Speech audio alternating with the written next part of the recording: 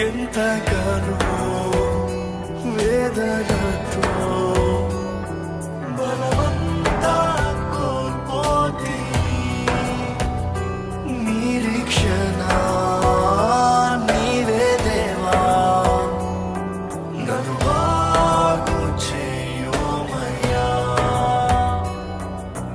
ఏ తోడు లేక చేయుత లేక నన్నందరూ విడచిపోతిరే చేయుతలేక నన్నందరూ విడచిపోతిరే నా ఆధారం ఆశ్రయం ఆనందం అభయం నీవేగా కృప చూపు నిన్నే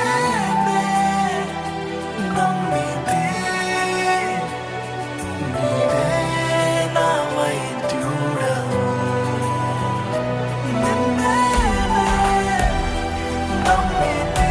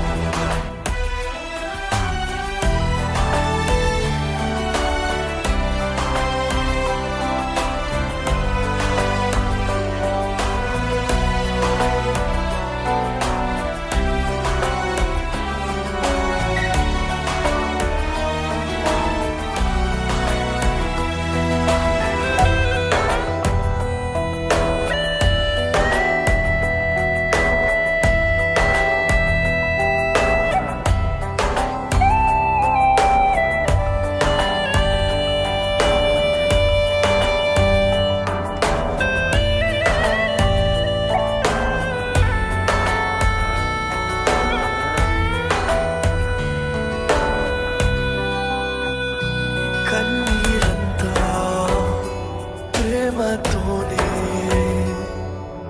తుడచి వేయుమయ్యా దైవాత్మతో నన్ను తాకి నన్ను స్వస్థపరచుమయ్యా కన్నీరంతా ప్రేమతోనే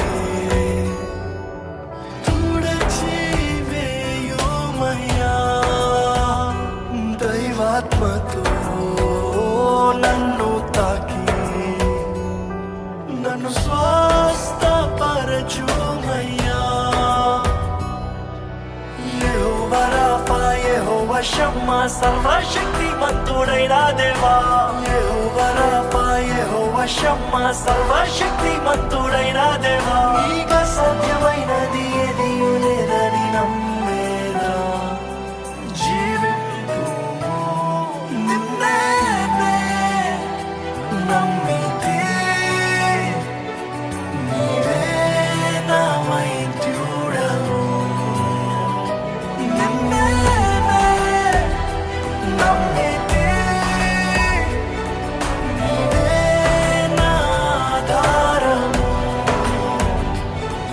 ఏదేమైనా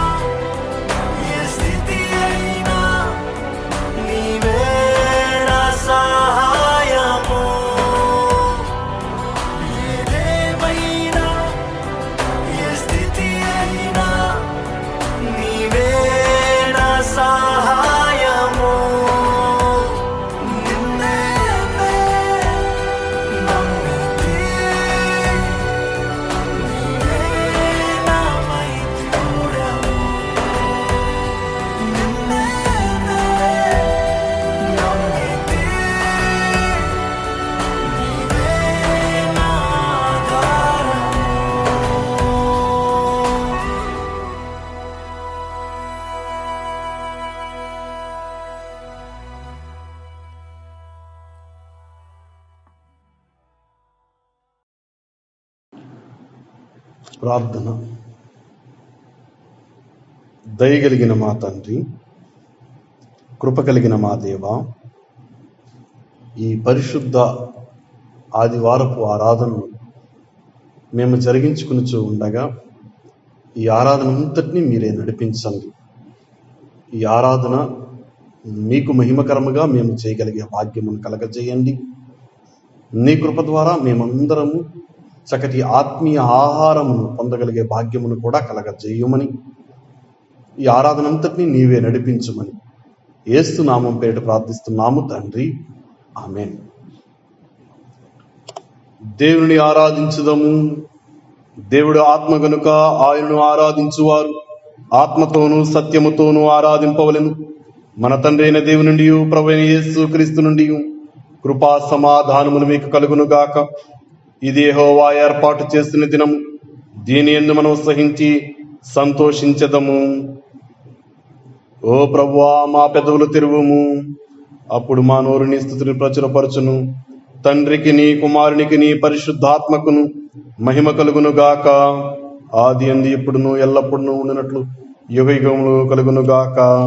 ఆమేన్. తండ్రివైన దేవా, నీ శక్తి వల్లను జ్ఞానము వల్లను సమస్తమును సృష్టించినందుకును, నీ కుమారుని మా రక్షకునిగా ఇచ్చుట వల్ల లోకముని ఎంతో ప్రేమించినావని రుజువుపరిచినందుకును నిన్ను స్తుతించుతున్నాము. కుమారుడమైన దేవా, మా అపరాధముల నిమిత్తం అప్పగించబడిన నీవు తిరిగి లేచుట వల్ల మమ్మను నీతిమంతులుగా చేయుటకు పాపము తప్ప అన్ని విషయములలో మావలే చేయబడినందులకై నిన్ను స్తుతించుతున్నాము. పరిశుద్ధాత్ముడవైన దేవా, సత్యమంతటిలోనికి నడిపించి మా హృదయంలో దేవుని ప్రేమను కుమ్మరించినందుకై నిన్ను స్తుతించుతున్నాము.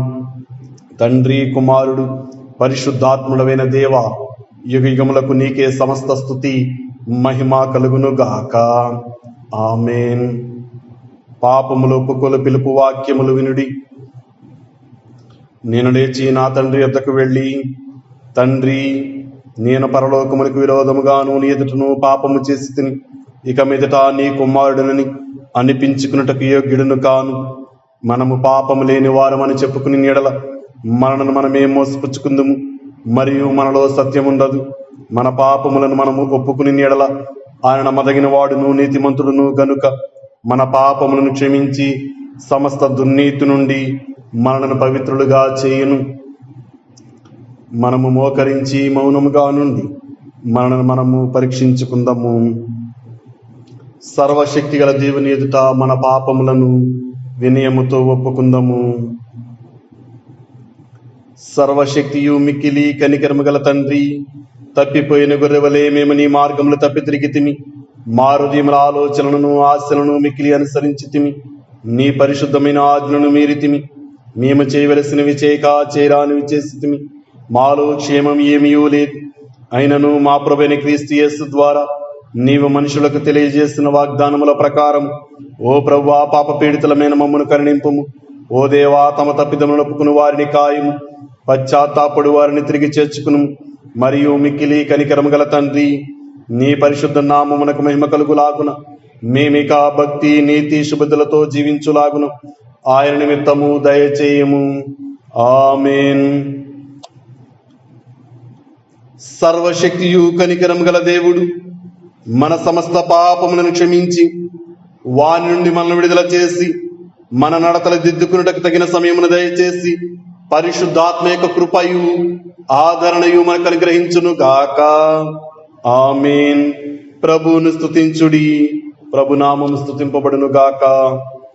మనమందరము కలిసి ఉత్తర ప్రత్యుత్తర భాగమును చదవగా అనుసరించుకుందాం. ఈ దినమున కొరకై ఏర్పాటు చేయబడిన ఉత్తర పచ్చుత్ర పాఠముగా కీర్తనల గ్రంథము 139వ కీర్తన.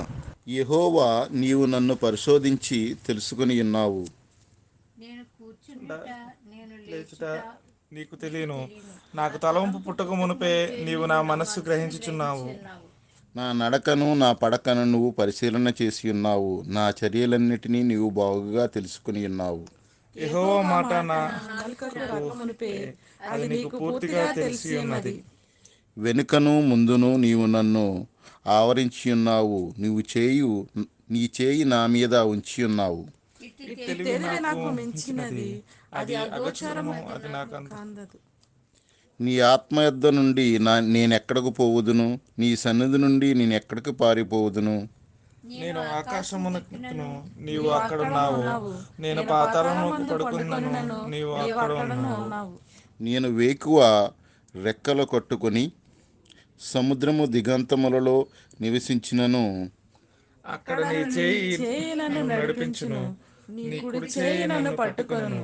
అంధకారము నన్ను మరుగు చేయును, నాకు కలుగు వెలుగు రాత్రివలే ఉండును. అవి నేనును కొనియాడిన ఎడల చీకటైనను నీకు చీకటి కాకపోవును, రాత్రి పగటి వలె నీకు వెలుగుగా ఉండును. చీకటియు వెలుగును నీకు ఏకరీతిగా ఉన్నవి. నా అంతరంద్రియములను నీవే కలుగజేసితివి. నా తల్లి గర్భమందు నన్ను నిర్మించిన వాడవు నీవే. నీవు నన్ను కలుగజేసిన విధం చూడగా భయమును ఆశ్చర్యమును నాకు పుట్టుచున్నవి. అందును బట్టి నేను నీకు కృతజ్ఞతాస్తుతులు చెల్లించుచున్నాను. నీ కార్యములు ఆశ్చర్యకరములు, ఆ సంగతి నాకు బాగుగా తెలిసినది. నేను రహస్యమందు పుట్టినవాడను, భూమి యొక్క అగాధ స్థలములలో విచిత్రముగా నిర్మింపబడిన వాడను. నాకు కలిగిన ఎముకలను నీవు మరుగై ఉండలేదు. నేను పిండమునై ఉండగా నీ కన్నులు నన్ను చూచెను. నియమింపబడిన దినములలో ఒకటైనను కాక మునిపే నా దినములన్నీ నీ గ్రంథములో లిఖితములాయెను. దేవా, నీ తలంపులు నాకెంత ప్రియమైనవి, వాటి మొత్తమెంత గొప్పది. వాటిని లెక్కించదనుకుంటున్నా, అవి ఇసుక కంటే లెక్కకు ఎక్కువై ఉన్నవి. నేను మేల్కొంటినా ఇంకను నీ యొద్దనే ఇందును. దేవా, నీవు భక్తిహీనులను నిశ్చయముగా సంహరించెదవు. నరహంతకులారా, నా యొద్ద నుండి తొలగిపోవుడి. వారు దురాలోచనతో నన్ను గూర్చి పలుకుదురు, మోసపుచ్చుటకై నీ నామమును బట్టి ప్రమాణము చేయుదురు. యెహోవా, నిన్ను నేను ద్వేషించిన వారిని నేనును ద్వేషించుచున్నాను గదా. నీ మీద లేచువారిని నేను అసహించుకొనుచున్నాను గదా. వారి నాకు పూర్ణ ద్వేషము కలదు, వారిని నాకు శత్రువులుగా భావించుకొనుచున్నాను. దేవా, నన్ను పరిశోధించి నా హృదయమును తెలుసుకొనుము. నన్ను పరీక్షించి నా ఆలోచన తెలుసుకొనుము. నీ ఆయాసకరమైన మార్గము నా యందున్నదేమో చూడుము. నిత్య మార్గమున నన్ను నడిపింపుము. ఆమేన్. ఆమేన్. తండ్రి కుమార శుద్ధాత్మకును తగు స్తుతి మహిమలు కల్గుగాక.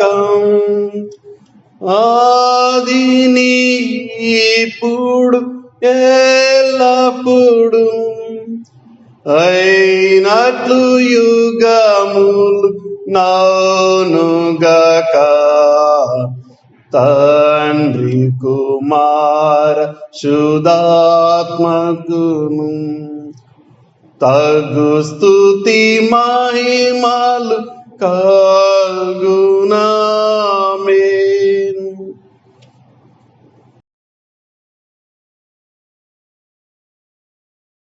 ఈ దినమున ఏర్పాటు చేయబడిన మొదటి పాఠముగా యెషయా గ్రంథము 6వ అధ్యాయము 1 నుంచి 8 వరకు చదువుకుందాం. రాజైన ఉజ్జియా మృతి నొందిన సంవత్సరమున అత్యున్నతమైన సింహాసనముందు ప్రభువు ఆసీనుడై ఉండగా నేను చూచితిని. ఆయన చొక్కాయు అంచులు దేవాలయము నిండుకొనెను. ఆయనకు పైగా సెరాపులు నిలిచి ఉండేరి. ఒక్కొక్కరికి 6 రెక్కలుండెను. ప్రతివాడు 2 రెక్కలతో తన ముఖమును, 2 తన కాళ్లను కప్పుకొనుచు 2 ఎగురుచుండెను. వారు సైన్యములకు అధిపతియగు యెహోవా పరిశుద్ధుడు, పరిశుద్ధుడు, పరిశుద్ధుడు, సర్వలోకము ఆయన మహిమతో నిండి ఉన్నది అని గొప్ప స్వరముతో ప్రతిగానములు చేయుచుండేరి.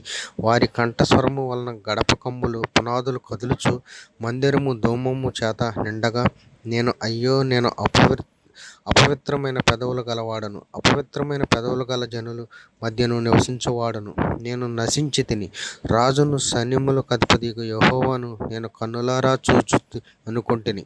అప్పుడు సెరాపులలోనొకడు తాను బలిపీఠము మీద నుండి కారుతో తీసిన నిప్పును చేత పట్టుకొని నా యొద్దకు ఎగిరి వచ్చి నా నోటికి దాని తగిలించి, ఇది నీ పెదవులకు తగిలిన గనుక నీ పాపమునకు ప్రాయచిత్తమాయను, నీ దోషము తొలగిపోయిన నేను.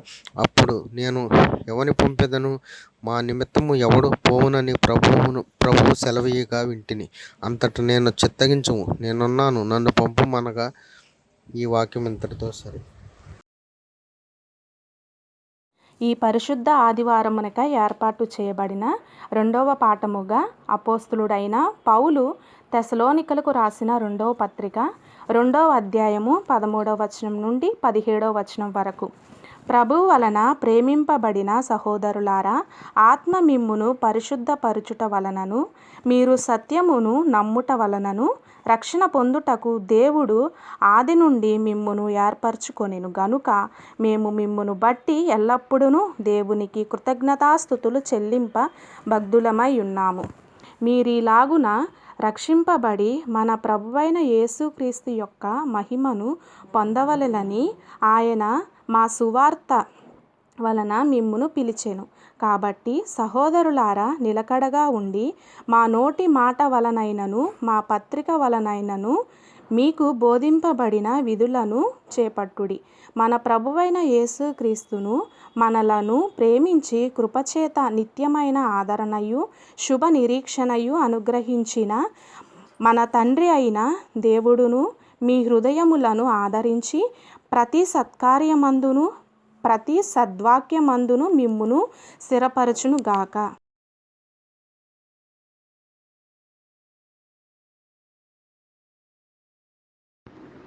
ఈ దినమునగా ఏర్పాటు చేయబడిన సువార్త పాఠముగా యోహాను సువార్త 4వ అధ్యాయము 15 నుంచి 26 వరకు. యోహాను సువార్త 4వ అధ్యాయము 15 నుంచి 26 వరకు. ఆ స్త్రీ ఆయనను చూచి, అయ్యా, నేను దప్పికొనకుండునట్లును చేదుకొనుట ఎంత మాత్రము రాకుండునట్లును ఆ నీళ్లు నాకు దయచేయమని అడగగా, యేసు, నీవు వెళ్ళి నీ పెనిమిటిని పిలుచుకొని ఇక్కడికి రమ్మని ఆమెతో చెప్పెను. ఆ స్త్రీ, నాకు పెనిమిటి లేడనగా, యేసు ఆమెతో, నాకు పెనిమిటి లేడని నీవు చెప్పిన మాట సరియే. నీకు 5 పెనిమిట్లుండిరి. ఇప్పుడు ఉన్నవాడు నీ పెనిమిటి కాడు. సత్యమే చెప్పి తిననెను. అప్పుడు ఆ స్త్రీ, అయ్యా, నీవు ప్రవక్తవని గ్రహించుచున్నాను. మా పితరులు ఈ పర్వతమందు ఆరాధించిరి, కానీ ఆరాధింపవలసిన స్థలము యెరూషలేములో ఉన్నదని మీరు చెప్పుదురని ఆయనతో అనగా, యేసు ఆమెతో ఇట్లనెను, అమ్మా, ఒక కాలము వచ్చుచున్నది, ఆ కాలమందు ఈ పర్వతము మీదనైనను యెరూషలేములోనైనను మీరు ఆరాధింపరు. నా మాట నమ్ముము. మీరు మీకు తెలిసిన దానిని ఆరాధించువారు, మేము మీకు తెలిసిన దానిని ఆరాధించువారము. రక్షణ యూదులలో ఉండియే కలుగుచున్నది. అయితే యథార్థముగా ఆరాధించువారు ఆత్మతోనూ సత్యముతోనూ తండ్రిని ఆరాధించు కాలము వచ్చుచున్నది. అది ఇప్పుడునూ వచ్చియే ఉన్నది. తన్ను ఆరాధించువారు అట్టివారే కావాలనని తండ్రి కోరుచున్నాడు. దేవుడు ఆత్మ గనుక ఆయనను ఆరాధించువారు ఆత్మతోనూ సత్యముతోనూ ఆరాధింపవలెను. ఆ స్త్రీ ఆయనతో, క్రీస్తనబడిన మెస్సియా వచ్చునని నేనెరుగుదును. ఆయన వచ్చినప్పుడు మీకు సమస్తమును తెలియజేయనని చెప్పగా, యేసు, నీతో మాట్లాడుచున్న నేనే ఆయననని ఆమెతో చెప్పెను. ఇంతటితో సువార్త పాఠము సరి.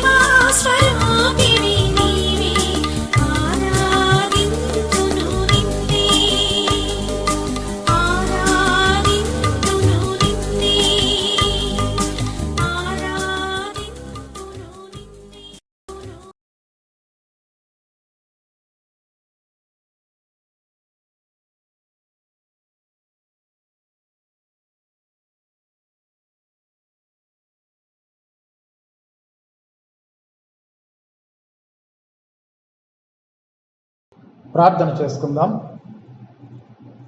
యెహోవా పరిశుద్ధుడు పరిశుద్ధుడు పరిశుద్ధుడు అని నిత్యము వేవేల దూతల చేతను మహాదూతల చేతను కొనియాడబడుచున్నటువంటి మా ప్రియ పరలోకపు తండ్రి, ఈ భూమి మీద నీ ప్రజలైనటువంటి వారు నిన్ను స్తుతించి గణపరిచి ఆరాధించుచున్నటువంటి సందర్భంలో ప్రభువా, ఈ రీతిగా వర్చువల్గా మిమ్మల్ని ఆరాధించేటువంటి కృప దయచేసినందుకే నీకు వందనములు స్తోత్రములు చెల్లించుచున్నాము. ప్రాముఖ్యంగా జూన్ నెలలోని 3వ ఆదివారంలోనికి మమ్మల్ని నడిపించిన విధానాన్ని బట్టి నీకు స్తుతులు స్తోత్రము చెల్లించుచున్నాము. మానవాళి అంతా కూడా తండ్రి ఎంతో శ్రమను వేదనను దుఃఖమును అనుభవిస్తున్నటువంటి ఈ తరుణంలో ప్రభువా, మీరు మమ్మల్ని అందరినీ కూడా క్షేమముగా ఇప్పటి వరకు నీ సన్నిధానంలో ఈ రీతిగా నిలబెట్టినందుకే నీకు వందనములు స్తోత్రములు చెల్లించుచున్నాము. ప్రేమ కలిగినటువంటి ప్రభువా, ఈ సమయంలో నీ వాక్యముల గురించి మేము ధ్యానం చేయుటకు సిద్ధపడుచుండగా నా నోటి మాటలు మా అందరి హృదయ ధ్యానములు నీ దృష్టికి అంగీకారమగినట్లు నీ సహాయం దయచేయమని యేసుక్రీస్తు పరిశుద్ధ నామంలో ప్రార్థించి వేడుకొంచున్నాము తండ్రి, ఆమెన్. ప్రభునందు ప్రియమైనటువంటి సహోదరి సహోదరులారా, మన ప్రభువును రక్షకుడైనటువంటి యేసుక్రీస్తు వారి యొక్క శ్రేష్టమైన నామంలో మీకందరికీ కూడా ఈ ఆదివారపు శుభములు వందనములు తెలియచేస్తున్నా. దేవుని మహాకృపను బట్టి మనమందరం కూడా ఈ రీతిగా ఒక నూతన దినంలోనికి అడుగు పెట్టడానికి దేవుడు మనలందరినీ సజీవులుగా ఉంచినందుకును, ఈ దినాన్ని మన కొరకు దేవుడు మన కొరకు ప్రతిష్ఠించినందుకును దేవునికి స్తుతులు స్తోత్రములు చెల్లించుచున్నాం. మరి ఈ కరోనా కాలంలో భౌతికంగా మనం ఆలయంలో చేరి దేవుని స్తుతించలేనటువంటి పరిస్థితులలో మనం మన గృహాలలో ఉండి దేవునిని ఆరాధించగలిగేటువంటి కృప మరి మన సంఘ కాపరి రెవరెండ్ జాకబయ్య గారు, సంఘ నాయకులు ఈ వర్చువల్ లేకుంటే ఆన్లైన్ ద్వారా దేవుని యొక్క వాక్యాన్ని అందించడానికి దేవుడు వారికి ఇచ్చినటువంటి ఆలోచనను బట్టి దేవునికి స్తుతులు స్తోత్రం చెల్లిస్తున్నాం. వారికి ధన్యవాదాలు వందనాలు తెలియజేస్తున్నాం. ప్రాముఖ్యంగా ఈరోజు దక్షిణ ఇండియా సంఘం మనకి ఇచ్చినటువంటి దక్షిణ ఇండియా సంఘం యొక్క పంచాంగం ప్రకారం, ఆల్మనక్ ప్రకారం మనకి ఇవ్వబడినటువంటి ధ్యానాంశము ఆత్మతోనూ సత్యముతోనూ దేవుని ఆరాధించుదాము. ఆత్మతోనూ సత్యముతోనూ దేవునిని ఆరాధించుదాం. మనకి అర్థమైనటువంటి లేకుంటే మనం ఎప్పుడు మన అనుభవం ఏమిటి అంటే, ప్రతి ఆదివారం మనం ఆరాధన అంటే ఆలయంలో దేవునిని స్తుతించాలి. ఆలయంలోనికి వెళ్ళి ఆలయంలో మన తోటి వారితో కూర్చొని దేవునిని మన తోటి వారితో కలిసి స్తుతిస్తూ మహిమపరుస్తూ ఉండటం మనకి నిత్యమైనటువంటి అనుభవం. మన పూర్వీకుల దగ్గర నుంచి వస్తున్నటువంటి ఈ క్రమము లేకుంటే ఆచారం. కానీ ఇప్పుడున్నటువంటి పరిస్థితులలో మరి ఏ ఉద్దేశంతో దేవుడు ఈ కార్యాన్ని తలపెట్టాడో తెలియదు, కానీ మన గృహాలు ఒక దేవుని ఆలయంగా మారి గృహంలో మన కుటుంబం అంతా కలిసి దేవునిని స్తుతించగలిగేటువంటి ఈ భాగ్యము దేవుడు మనకు కలుగజేసినందుకు మరి దేవునికి స్తుతులు చెల్లిస్తూ మన ఇండ్లలోనే ఉంటూ దేవునిని మహిమపరుస్తున్నాం. అంటే ఈ ఆరాధన కేవలం ఆలయంలో మాత్రమే కాదు, మన గృహాలలో కూడా మన ఇళ్లలో కూడా ఆరాధన జరగాలి అన్నటువంటి ఆలోచన మరి దేవునికి కలిగిందేమో. అందుకనే మరి ఈ పరిస్థితులు మనకు కల్పించాడేమో అని భావిస్తూ ఉన్నాం. ఆరాధన అనేటువంటి ఒక ప్రాముఖ్యమైనటువంటి అనుభవం మన జీవితాలలో మనం ప్రతి నిత్యము చవి చూస్తూ ఉన్నాం. ప్రతి మానవ హృదయము దేవునిని తెలుసుకోవాలనేటువంటి ఒక తృష్ణ తపన కలిగి ఉంటుంది. ఈ తృష్ణ ద్వారానే దేవుని మహిమను, ఆయన ఘనతను, ఆయన కీర్తి ప్రభావాలను, ఉనికిని, ఆయన ఆయన కార్యాలన్నింటినీ కూడా గ్రహించగలుగుతాడు. మానవుడు తనకున్నటువంటి ఒక తపన ద్వారా దేవుని యొక్క ఔన్నత్యాన్ని, మహా ఉన్నతత్వాన్ని ఆ మానవుడు గ్రహించగలుగుతాడు. బహుశా ఈ అనుభవాన్నే ఆరాధన అని చెప్పి మనం తలంచవచ్చు, లేకుంటే మనం భావించవచ్చు. ఆరాధన అనగా దేవుని ఔన్నత్యాన్ని గుర్తించి వివరించుట. Acknowledging the worthship of God. Acknowledging the worthship of God. దేవుని యొక్క ఔన్నత్యాన్ని మనం ఏ విధంగా గుర్తిస్తున్నాము అంటే, ఆయన మన జీవితాలలో చేసినటువంటి ప్రతి విధమైన మేలులను బట్టి, ఆయన మన జీవితాలలో మనలను అనేకమైనటువంటి శ్రమల నుంచి తప్పించిన విధానాన్ని బట్టి, ఇవన్నీ జ్ఞాపకం చేసుకుంటూ మనం దేవునిని ఏం చేస్తున్నామంటే నిత్యము దేవునిని స్తుతిస్తూ ఉన్నాము. మన భౌతికంగా బహుశా నోటి ద్వారా మనం వల్లివేయలేకపోయినప్పటికీ కూడా మన హృదయాంతరంగాలలో దేవునిని నిత్యము మనం ఆరాధిస్తున్నటువంటి వారమై ఉంటున్నామన్న సత్యాన్ని మనం అర్థం చేసుకోవచ్చు. అందుకే దీనిని ఏమన్నారంటే, గ్రీక్ పదం అయినటువంటి ఒక మాట ఉంది, ఏంటంటే ప్రాస్కోనియో అంటే టు ప్రాస్ట్రేట్, అంటే దేవుని ఎదుట మనలను మనము సంపూర్ణంగా తగ్గించుకొని మరి ఆయనకు విధేయులంగా మనం ఉండటం అనేది. టు ప్రాస్ట్రేట్ అన్న దానికి ఇంకొక మాట ఏమిటంటే, మనం చాలా దేవాలయాలు చూస్తూ ఉంటాం, సాష్టాంగపడి నమస్కారం చేయటం అన్నమాట. సాష్టాంగపడి నమస్కారం చేయటం. ఆరాధనలో ఉన్నటువంటి ఒక ప్రాముఖ్యమైనటువంటిది ఏంటంటే, ఈ సాష్టాంగ పడటం అనేది ఏంటిదంటే, ఈ ఆరాధన ద్వారా దేవా, నేను నీకు నన్ను నేను సంపూర్ణంగా నా హృదయం ద్వారా, నా దేహము ద్వారా, నా మనస్సు ద్వారా ప్రతి విధంగా నేను నీకు సమర్పించుకుంటున్నాను అన్నటువంటి ఆలోచన మరి మనం దేవునికి కలుగు చేస్తున్నాం అన్నటువంటి సత్యాన్ని మనం గమనించాలి. ఈ ఆరాధన ఏమిటి అంటే, అంతరంగంలో హృదయంలో ఉన్నటువంటి భక్తి భావనని, హృదయంలో ఉన్నటువంటి భక్తి భావనని మనం బాహ్య రూపంగా వ్యక్తపరుస్తున్నాం. ఫిజికల్గా మన ఇంటర్నల్గా, లేకపోతే మన హృదయంలో ఉన్నటువంటి ఆ భక్తి భావన, దేవుని పట్ల భక్తి శ్రద్ధలు ఏవైతే ఉన్నావో దానిని మనం బాహ్యంగా ఫిజికల్గా మనం వ్యక్తపరుస్తున్నాం, లేకుంటే ప్రదర్శిస్తున్నాం అన్నటువంటిది మనం ఆలోచన చేయవచ్చు. ఈ ఆరాధన ఏంటంటే, దేవుని యొద్దకు చేరుట కొరకై దేవుడు తీసుకున్నటువంటి ఒక చొరవ, దానికి మన ప్రతిస్పందన. దేవుని యొద్దకు విశ్వాసి అయినటువంటి వాడు, లేకుంటే దేవుని యొద్దకు ఆరాధకుడైనటువంటి వారు దేవునిని చేరువగా ఉండటానికి, దేవునికి సమీపముగా జీవించడానికి ఈ ఆరాధన ఎంతో కీలకమైనటువంటిదని మనం భావించవచ్చు. అందుకనే ఒక ప్రముఖ వేదాంతి పాల్ ఈ జాన్సన్ అన్నటువంటి ఆయన ఆరాధనను ఏ విధంగా వర్ణిస్తున్నాడు అంటే, దేవుడు ఇచ్చేటువంటి ఆహ్వానానికి మానవుని యొక్క స్పందన.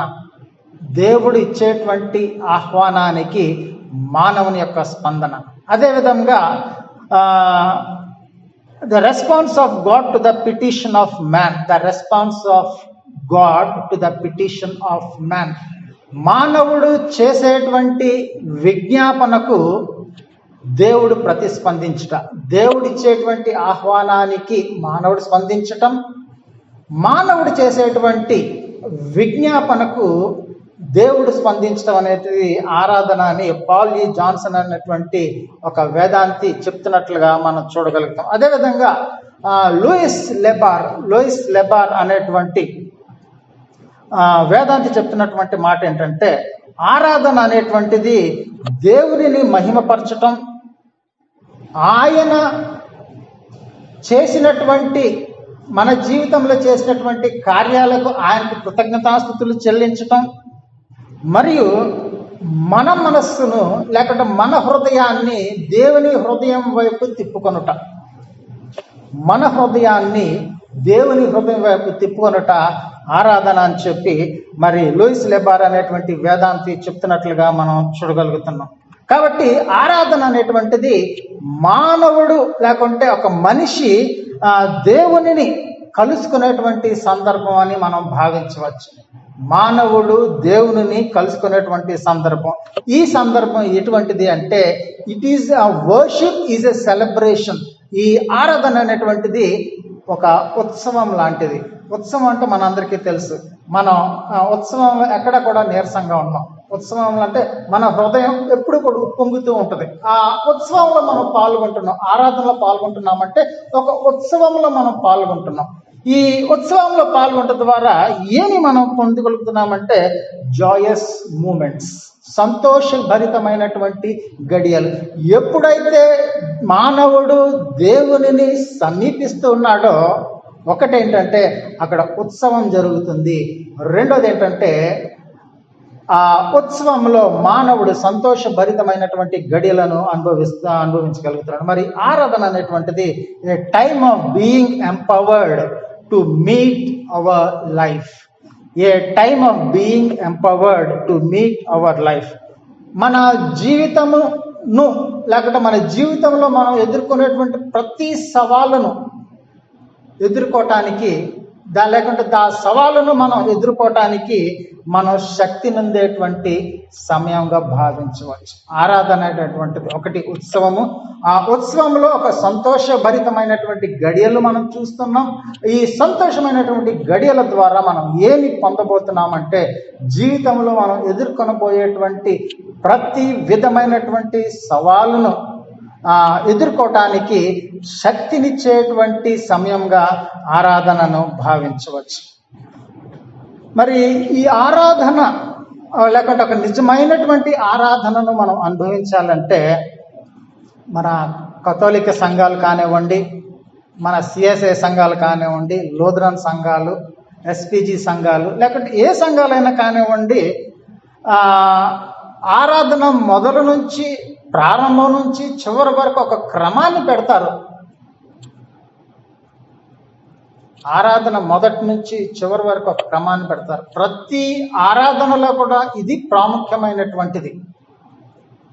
అందుకని మన దక్షిణ ఇండియా సంఘం మన ఆరాధన క్రమం పుస్తకంలో చూస్తే ఇది సమభక్తోప ఆరాధన అవనివ్వండి, మొదటి లేకుంటే రెండవ ఆరాధన అవనివ్వండి, ఉదయకాలపు ఆరాధన లేకుంటే సాయంకాలపు ఆరాధన అవనివ్వండి, వీటన్నిటిలో కూడా మనం గమనించేది ఏంటి అంటే మొట్టమొదట ఆరాధనలో మనం చూడగలిగేది ప్రైజ్ అండ్ అడోరేషన్, దేవునిని స్తుతించుట, దేవునిని మహిమపరచుట. దేవునిని స్తుతించుట, దేవునిని మహిమపరచుట. దీని తర్వాత మరి రెండవ అంశం ఏమొస్తుందంటే కన్ఫెసింగ్ అవర్ సిన్స్. మన యొక్క పాపముల నిమిత్తము దేవునిని స్తుతించిన తర్వాత మన యొక్క నిజస్థితిని మనం దేవుని ఎదుట ఒప్పుకుంటున్నాం. మన యొక్క నిజస్థితిని మనం దేవుని ఎదుట ఒప్పుకుంటున్నాం. దాన్ని ఏమంటామంటే కన్ఫెషన్ అంటాం. కన్ఫెషన్, పశ్చాత్తాపడటం, లేకుంటే పాపపు ఒప్పుకోలు అని చెప్పి మనం చెప్తూ ఉంటాం. మరి ఈ పాపపు ఒప్పుకోలు చెప్పిన తర్వాత సంఘ గురువు లేకుంటే అక్కడ ఉన్నటువంటి ప్రీస్ట్ కానీ పాస్టర్ గారు కానివ్వండి ఒక పాప క్షమాపణ ప్రకటన చేస్తారు. దేవుని తరపున మానవుని యొక్క పాపములు క్షమించబడ్డాయి అన్నటువంటి ప్రకటన చేస్తారు. ఆ తర్వాత వర్డ్ ఆఫ్ గాడ్, దేవుని యొక్క వాక్యము లేకుంటే వాక్య పరిచర్య చేయబడుతున్నది. ఈ వాక్య పరిచర్య తర్వాత మనము మన దేవునికి కృతజ్ఞతాస్తుతులు చెల్లించటం లేకుంటే దేవునికి కృతజ్ఞతార్పణలు అర్పించటం. ఈ కృతజ్ఞతార్పణలు అర్పించిన తర్వాత మరలా మనం ఏం చేస్తామంటే మనము విజ్ఞాపన, దేవునికి విజ్ఞాపనలు చేస్తూ ఉంటాం. దేవునికి విజ్ఞాపన చేస్తాం. మన యొక్క భవిష్యత్ లేకుంటే మన యొక్క స్థితిలో మన యొక్క అనుదిన జీవిత అవసరాల కొరకు, మన తోటి వారి కొరకు మనం ఏం చేస్తామంటే దేవునికి మరి విజ్ఞాపనలు చేస్తాం. ఇదంతా అయిపోయిన తర్వాత చివరగా మరి ఆశీర్వాదాన్ని పొందుకొని మన గృహాలకి మనం వెళతాం. ఆశీర్వాదాలు తీసుకొని మన గృహాలకు వెళ్తాం. ఈ పై అంశాలన్నీ కూడా ఈ praise and adoration, confession, absolution, word of God, thanksgiving, intercessory prayers మరియు బ్లెస్సింగ్, ఇవన్నీ కూడా ఒక క్రమ పద్ధతిలో వస్తాయి. ఒకదాని తర్వాత ఒకటే, ఒకదాని తర్వాత వస్తాయి. ఈ సీక్వెల్ అంతా కూడా ఒకదాని తర్వాత ఈ సీక్వెన్స్ అంతా కూడా దేని కొరకంటే ఒక అర్థవంతమైనటువంటి ఆరాధన. ఈ ఆరాధన ద్వారా దేవుడు మహిమపరచబడుతూ ఉన్నాడు. ప్రియులారా, మరి ఎప్పుడైతే ఈ అంశాలన్నీ కూడా క్రమంగా అర్థవంతంగా ఆరాధికుడు అర్థం చేసుకొని, లేకుంటే విశ్వాసి అర్థం చేసుకొని దీనిని అనుసరిస్తాడో అది నిజమైనటువంటి ఆరాధనగా భావించవచ్చు. మనకున్నటువంటి ఒక ఫీజిబిలిటీ లేకుంటే ఒక ఈజ్ ఏంటంటే, మనకి పుస్తకం ఉంది, ఆరాధన పుస్తకం ఉంది, ఆరాధన పుస్తకంలో మనం చదివేస్తా ఉన్నాం. ఈ ఆరాధన పుస్తకం మనం చదువుతున్నాం, కానీ దానిలో దాగి ఉన్నటువంటి అర్థాన్ని మనం ఎప్పుడైతే గమనిస్తామో, దానిలో ఉన్నటువంటి అర్థాన్ని ఎప్పుడైతే మనం అర్థం చేసుకోగలుగుతామో, దేవునిలో మనం దేవునిని ఆరాధించేటప్పుడు మనం దేవునికి అత్యంత సమీపంగా మనం దేవునిని చేరుకోగలిగినటువంటి వారమై ఉంటాం. మనం ఎందుకంటే మనం ఎప్పుడు దాని గురించి ఆలోచించలేదు, ఎందుకంటే మన ప్రయారిటీ అది కాదు కాబట్టి. మనకి మన జీవితాల్లో వేరువేరు ప్రయారిటీస్ లేకుంటే వేరువేరు ప్రాధాన్యతలు ఉన్నాయి కాబట్టి దీనికి అంత ప్రాముఖ్యత ఇవ్వం. కానీ దీనిని ఈ ఆరాధన సమయంలో ఉన్నటువంటి 2 గంటలు కానివ్వండి, 3 గంటలు కానివ్వండి, గంటన్నర కానివ్వండి, ఈ ఆరాధన క్రమంలో మనకి ఇచ్చినటువంటి అంశాలను మనం మన హృదయంలో తలపోసుకున్నట్లయితే మనం దేవునిని దేవునిలో ఆరాధనలో లీనమైపోవడం ద్వారా మనం దేవునిని మహిమపరచగలుగుతున్నాం. ఈ ఆరాధన ద్వారా మన నిజస్థితిని మనం తెలుసుకోగలుగుతున్నామన్నాం కదా. ఈరోజు మరి చదవబడినటువంటి పాఠ్యభాగం యెషయా గ్రంథం 6వ అధ్యాయం 1-8 వచనాల్లో యెషయా తన యొక్క నిజ స్థితిని మరి గమనించుకోగలుగుతున్నాడు. యెషయా తన యొక్క నిజ స్థితిని గమనించుకోగలుగుతున్నాడు. ఏమిటి నిజస్థితి అంటే, అక్కడ ఈ ఆయనకు వచ్చినటువంటి దర్శనంలో లేకుంటే ఆయన చూసినటువంటి సందర్భం ఏంటంటే, దేవునిని చూస్తున్నాడు. దేవుడు నిత్యము దూతల చేత, ఇక్కడ ఉన్నటువంటి శరాపులు అని ఉంది,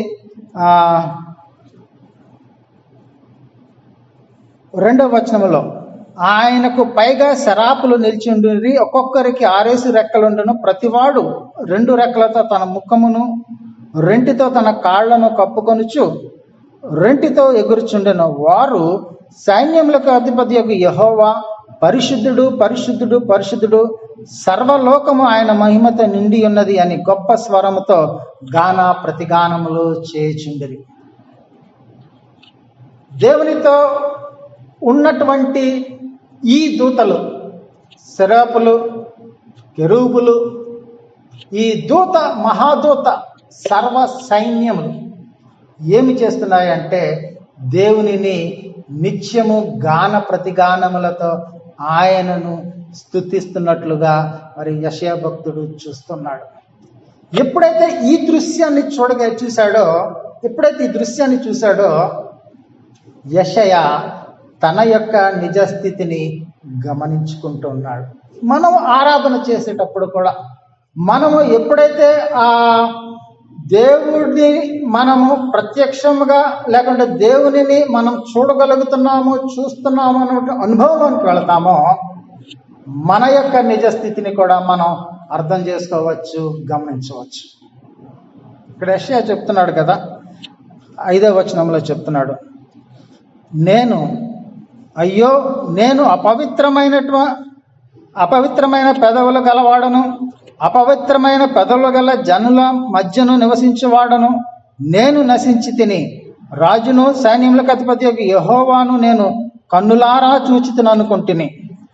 చూడండి, ఈ దేవునిని, మహోన్నతుడైనటువంటి దేవునిని ఆరాధించడం ద్వారా ఆయన ఒక అనుభవంలోనికి ప్రవేశిస్తున్నట్లుగా లేకపోతే అనుభవంలోనికి వెళ్తున్నట్లుగా మనం చూడగలుగుతున్నాం. ఏమిటి అంటే, ఆయన భౌతికమైనటువంటి కళ్ళతో దేవునిని చూడటం మాత్రమే కాదు, ఆయన ఆత్మీయ నేత్రాలు తెరుచుకున్నట్టు ద్వారా దేవుని యొక్క దర్శనాన్ని చూడగలిగినట్లుగా ఈ ఆరాధన ద్వారా ఆయన చూడగలిగినట్లుగా ఈ అధ్యాయంలో మనం చూస్తాం.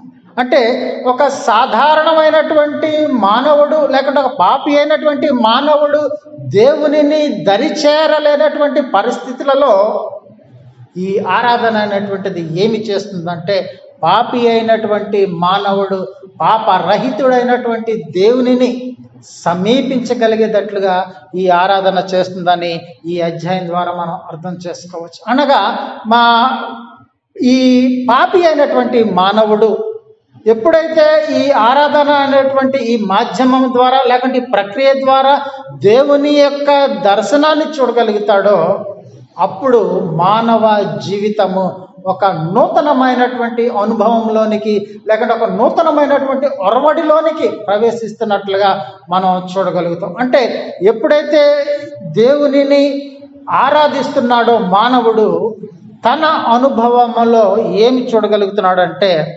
దేవునిని ప్రత్యక్షంగా చూడగలుగుతున్నాడు. తద్వారా ఏమవుతుందంటే యెషయా ఏ విధముగా బలపడి తన ప్రజలైనటువంటి వారికి ప్రవక్తగా మారాడో ఈరోజు మనము కూడా ఆరాధన చేసేటువంటి వారు మనము కూడా మన ప్రజలైనటువంటి వారికి ఒక మాదిరికరమైనటువంటి లేకుంటే ఒక రోల్ మోడల్స్గా మనం మారగలుగుతాం. తన ప్రజలైనటువంటి ఇశ్రాయేలు వారికి లేకుంటే యోధా వారికి యెషయా ఏ విధంగా ఒక ప్రవక్తగా మారి దేవుని యొక్క వాక్యాన్ని లేకుంటే దేవుని యొక్క ప్రవచనాన్ని తన ప్రజల యొద్దకు తీసుకువెళ్ళాడో అదే రీతిగా మనం కూడా దేవునిని ఆరాధించడం ద్వారా శక్తిమంతులం అవుతామని మనం అర్థం చేసుకొనవచ్చు, గమనించవచ్చు. రెండవ పాఠంలో మనం ఈరోజు చదివినటువంటి రెండవ పాఠం, పత్రికా పాఠం అపోస్తలుడైన పౌలు తెస్సలోనికీయులకు రాసినటువంటి రెండవ పత్రిక 2వ అధ్యాయం 13 నుంచి 17 వచనాల్లో మనం గమనించినట్లయితే తెస్సలోనిక సంఘం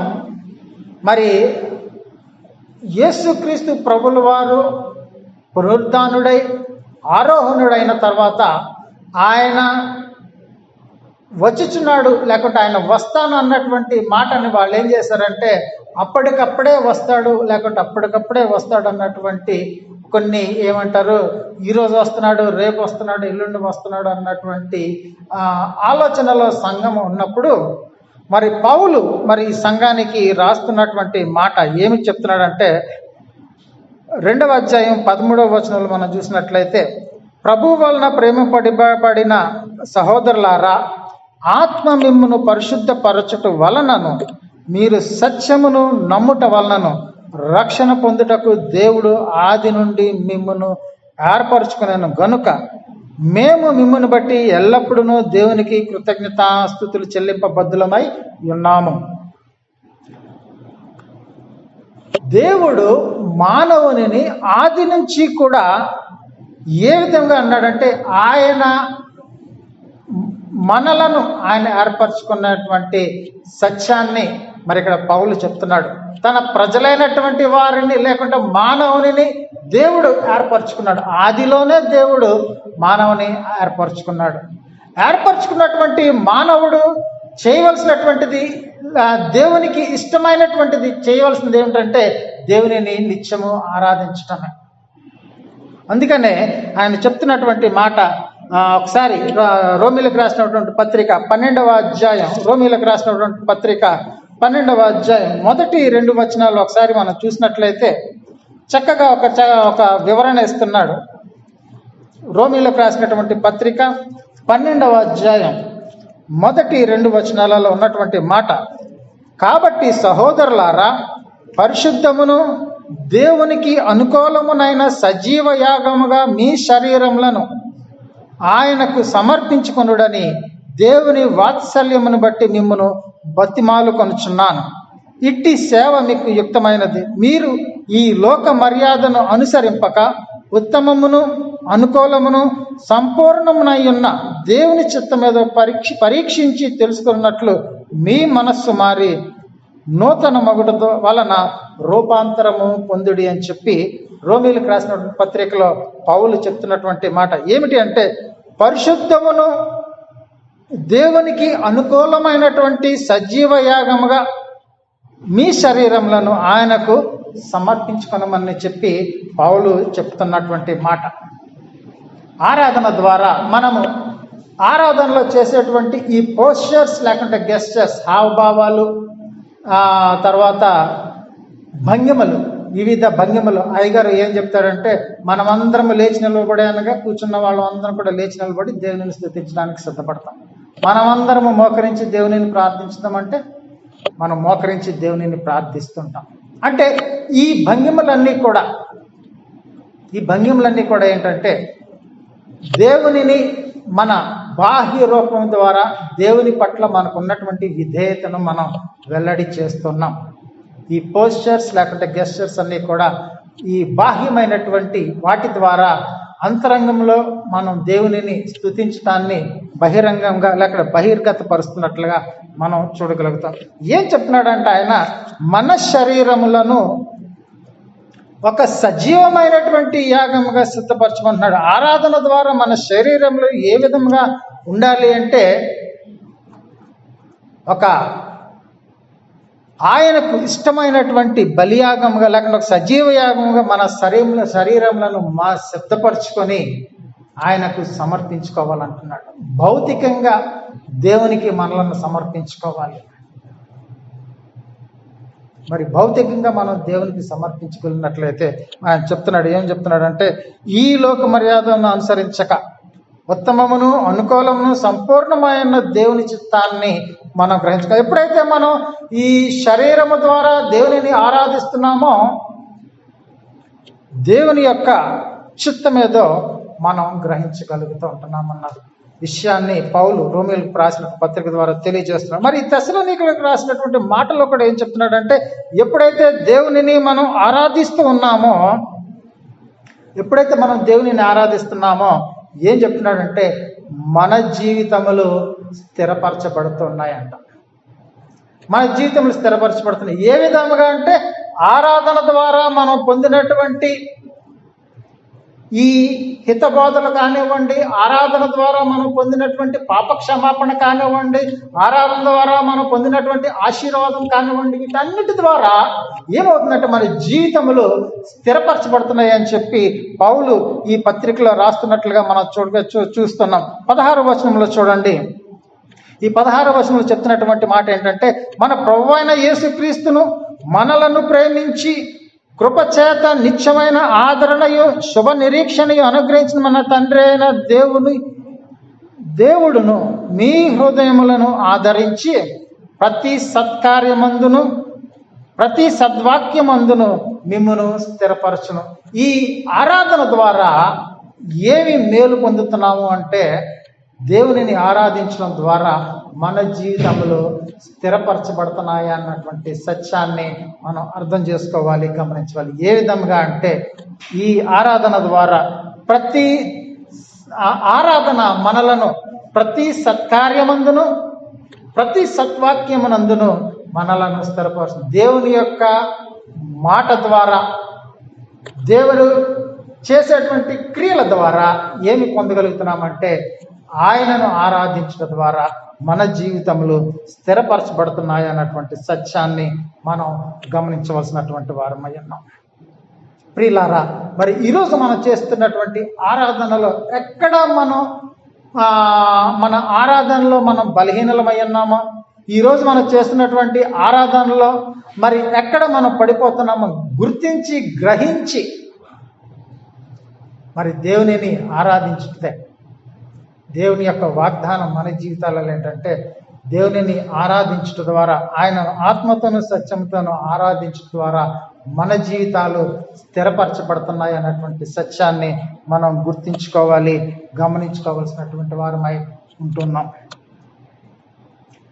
మరి ఆత్మతోనూ సత్యంతోనూ దేవుని ఆరాధించడం ద్వారా మన జీవితములు మార్పు చెందుతాయి. Worshipping the lord in truth and spirit transforms our lives, transforms human lives. యోహాను సువార్త 4వ అధ్యాయం 15వ వచనం నుంచి 26వ వచనం వరకు చదవబడినటువంటి ఈ సువార్త లేఖన భాగంలో యేసుక్రీస్తు ప్రభుల వారికి సమరయ స్త్రీకి జరుగుతున్నటువంటి సంభాషణని మనం ఇక్కడ చూడగలుగుతున్నాం. యేసుక్రీస్తు ప్రభుల వారు సమరయ స్త్రీ దగ్గరికి వెళ్ళారు. యాకోబు అంటే ఈ సుకార అనేటువంటి ఊరు దగ్గరికి వెళ్ళినప్పుడు అక్కడ యాకోబు బావి దగ్గర ఆయన ఉన్నప్పుడు ఆయన స్త్రీతో ఈ సంభాషణ అంతా కూడా మనం చూడగలుగుతాం. 14వ అధ్యాయం నుంచి మొదలుకొని ఈ 14వ వచనం వరకు ఉన్నటువంటి సంభాషణ మనం చూడగలుగుతున్నాం. ఆ కింద ఉన్నటువంటి సందర్భంలో యేసుక్రీస్తు చెప్తున్నటువంటి ఈ మొదటి వచనం నుంచి 14వ వచనంలో ఉన్నటువంటి సందర్భం ఏంటంటే, ఆయన దాహము అని అడిగినప్పుడు, ఆయన దాహం ఇమ్మని అడిగినప్పుడు ఆ స్త్రీ సందేహించినటువంటి సందర్భంలో ఆయన ఏమంటారంటే, దేవుడు యేసుక్రీస్తు ప్రభుల వారు తన దాహాన్ని తీర్చమని అడుగుతారు. తర్వాత తాను అర్హురాలు కానని చెప్పినప్పుడు, ఇది అర్హురాలు కానని చెప్పినప్పుడు ఆయన చెప్తున్నటువంటి మాట ఏంటంటే, ఈ నీళ్లు త్రాగు ప్రతివాడును మరలా దప్పిగొనను, కానీ నేనిచ్చు నీళ్లు త్రాగు వాడెప్పుడును దప్పిగొనడు. నేను వానికిచ్చు నీళ్లు నిత్య జీవమునకై వానిలో ఊరెడి నీటి బుగ్గగా ఉండునని ఆమెతో చెప్తాను. ఈ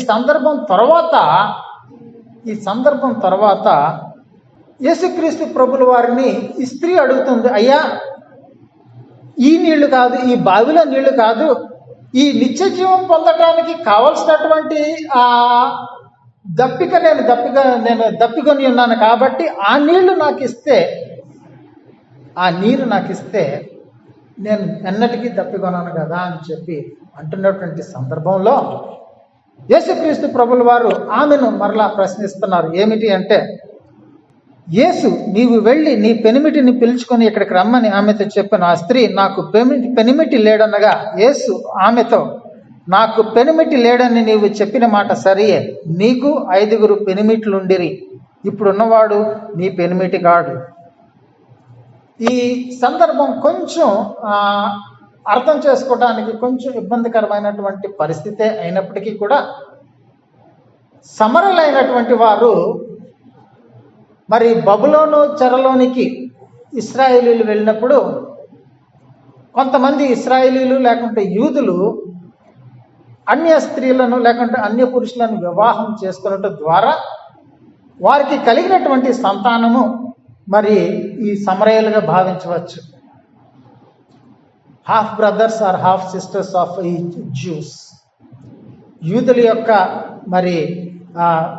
వేరు వేరు జాతుల వారితో వివాహం జరుగుట ద్వారా పుట్టినటువంటి వారిగా చరిత్ర చెప్తున్నది. ఈ సమరయులైనటువంటి వారు యూదులతో సమానంగా దేవునిని ఆరాధించగలిగేటువంటి అవకాశం లేదు కాబట్టి వారు ఏం చేశారంటే, వారు తమకు నచ్చినటువంటి దేవుళ్ళను ఆరాధించడం మొదలుపెట్టారు. రాజులకు రాసినటువంటి 2వ గ్రంథం, రాజుల యొక్క 2వ గ్రంథం 17వ అధ్యాయం, రాజులు 2వ గ్రంథం 17వ అధ్యాయం 30వ వచనం 31వ వచనం మనం చూసినట్లయితే, బబులోను వారు సుక్కోత్బెనోతు దేవతను, కూతావారు నెర్గలు దేవతను, హమాత్ వారు అషీమా దేవతను, అవీయులు నిభజు దేవతను, తర్తాకు దేవతను, ఎవరు వారి దేవతను పెట్టుకుని చుండిరి. సెపర్వీయులు తమ పిల్లలకు అద్రమెలకు అనెమ్మెలకు అను సెపర్వీయము యొక్క దేవతలకు అగ్నిగుండమందు దహించుచుండి. అనగా ఈ అస్సీరీయులు లేకుంటే ఈ సమరయులు ఏమి చేస్తున్నారంటే, వారు ఇతర దేవతలను ఆరాధించేటువంటి వారు. నిజమైనటువంటి దేవునిని ఆరాధించగలిగేటువంటి లేకుంటే నిజమైన దేవునిని ఎవరో గ్రహించకుండా వారు ఆరాధిస్తున్నారు. అందుకని యేసుక్రీస్తు ప్రభుల వారు చెప్తున్నారు ఏమంటే, 23వ వచనం, యోహాను సువార్త 4వ అధ్యాయం 23వ వచనం, మీరు మీకు తెలియని దానిని ఆరాధించువారు, మేము మాకు తెలిసిన దానిని ఆరాధించువారము. రక్షణ యూదులలో నుండియే కలుగుచున్నది. అయితే యథార్థముగా ఆరాధించువారు ఆత్మతోనూ సత్యముతోను తండ్రిని ఆరాధించు కాలము వచ్చుచున్నది. ఈ సమరయ స్త్రీతో జరుగుతున్నటువంటి సంభాషణలో నిజమైనటువంటి ఆరాధన ఏ రీతిగా ఉంటుంది, నిజమైనటువంటి ఆరాధన ఎవరిని గురించి చేయాలి, నిజమైనటువంటి ఆరాధన ఎవరిని గురించి చేయాలంటే నిజమైనటువంటి దేవునిని, సత్యవంతుడైన దేవునిని, సర్వాధికారి అయిన దేవునిని, సృజించి పరిపాలించుచున్నటువంటి దేవునిని, నిన్న నేడు నిరంతరం ఏకరీతిగా ఉన్నటువంటి దేవునిని ఆరాధించడానికి మరి యేసుక్రీస్తు ప్రభువుల వారు ఆమెతో సంభాషిస్తున్నట్లుగా మనం చూడగలుగుతున్నాం. ఈ ఆరాధన నిజమైనటువంటి ఆరాధన, లేకుంటే ఆత్మతోనూ సత్యముతోనూ మనం ఆరాధించడం వలన నిజమైన దేవునిని మనం ఆత్మతోనూ సత్యముతోనూ ఆరాధించడం వలన మన జీవితంలో మార్పు చెందుతున్నట్లుగా మనం చూడగలుగుతాం. ఈ అధ్యాయంలో మరలా మనం చదువుకుంటూ వచ్చిన తర్వాత మనం ఇక్కడ ఒక విషయాన్ని మనం గమనించవచ్చు. ఏమిటి అంటే 39వ వచనం నుంచి 4వ అధ్యాయం 39వ వచనం నుంచి మనం చదువుకుంటూ వెళ్ళినట్లయితే ఈ స్త్రీ లేకుంటే ఈ సమరయ స్త్రీ దేవుని యొక్క యేసుక్రీస్తు యొక్క మాటలను బట్టి తన జీవితంలో మార్పు నొందుకొని వెళ్ళి తన వారికి ఈ సువార్తను ప్రకటిస్తున్నది. వారు ఏం చేస్తున్నారంటే 39వ వచనంలో చూసినట్లయితే, నేను చేసినవన్నీ నాతో చెప్పినని సాక్ష్యం ఇచ్చిన స్త్రీ యొక్క మాటను బట్టి ఆ ఊరిలోని సమరయులలో అనేకులు ఆయన యందు విశ్వాసం ఉంచిరి.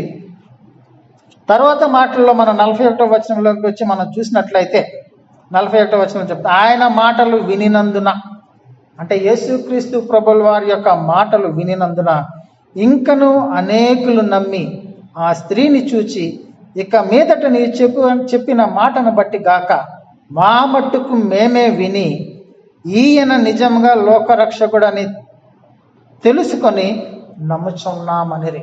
ఇక్కడ వీరి జీవితంలో నిజమైన దేవునిని ఆత్మతోనూ సత్యముతోనూ ఆరాధించడం వలన కలిగినటువంటి ఒక మార్పు ఏమిటంటే, తామే స్వయముగా యేసుక్రీస్తు ప్రభుల వారిని వెంబడించి, తామే స్వయంగా యేసుక్రీస్తు ప్రభుల వారి గురించి తెలుసుకొని, వారు ఏమంటున్నారంటే ఆ సమరయ స్త్రీతో మాట్లాడుతున్నటువంటి మాట, ఈయన నిజముగా లోకరక్షకుడుగా తెలుసుకొని నమ్ముచున్నామని చెప్తున్నట్లుగా మనం ఈ 41వ వచనంలో మనం చూడగలుగుతున్నాం. ప్రియులారా, దేవునిని ఎప్పుడైతే మనం ఆత్మతోనూ సత్యముతోనూ మనం ఆరాధించగలుగుతామో మనం గ్రహించగలుగుతుంది ఏమిటంటే, మనము మన దేవునిని సంపూర్ణముగా ఈ లోకానికి రక్షకుడు అని చెప్పి మనం నమ్ముతున్నాం. ఈ నమ్ముట ద్వారా ఏమి ప్రాధాన్యత మానవ జీవితంలో లేకుంటే ఏం మార్పు నొందుతుందంటే, మనందరికీ తెలుసు కదా, ఒక మంచి శ్లోకం ఉంది. ఏంటది? అసతోమ సద్గమయ తమసోమ జ్యోతిర్గమయ మృత్యోర్మ అమృతంగమయ. అసత్యములో నుండి సత్యంలోనికి నడిపించుట, చీకటిలో నుండి వెలుగులోనికి నడిపించుట, మరణము నుండి జీవంలోనికి నడిపించుట. దేవునిని ఆత్మతోనూ సత్యంతోనూ ఆరాధించడం ద్వారా మానవ జీవితంలో కలిగేటువంటి మార్పు ఇదే. అంధకార చీకటి శక్తులన్నీ కూడా పారద్రోలబడతాయి.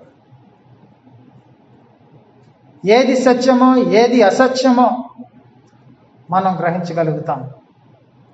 దేవునిని ఆరాధించడం ద్వారా ఒక నిత్యత్వాన్ని మనం పొందుకోగలుగుతాం. ప్రభునందు ప్రియమైనటువంటి వారలారా, మరి ఆరాధన గురించి మనం దేవునిని ఆత్మతోనూ సత్యముతోనూ ఆరాధించవలసినటువంటి విషయాన్ని మనం గమనించున్నాం. ఎప్పుడైతే మనం దేవునిని ఆత్మతోనూ సత్యముతోనూ ఆరాధించగలుగుతామో, యెషయా అనుభవం ఏ విధముగా ఉన్నదో,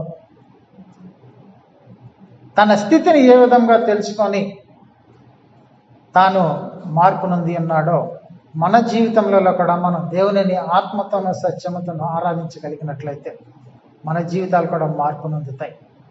దేవునిని ఆత్మతోనూ సత్యంతోనూ ఆరాధించడం ద్వారా ప్రతి సత్వాక్యమందును ప్రతి సత్కార్యమందును మన జీవితాలు స్థిరపరచబడతాయి. పౌలు చెప్పినటువంటి మాట.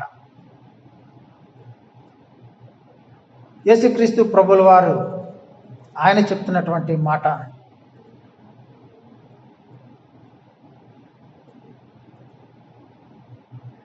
దేవుడు ఆత్మ కనుక ఆయనను ఆరాధించేవారు ఆత్మతోనూ సత్యంతోనూ ఆరాధింపబడ్డారు.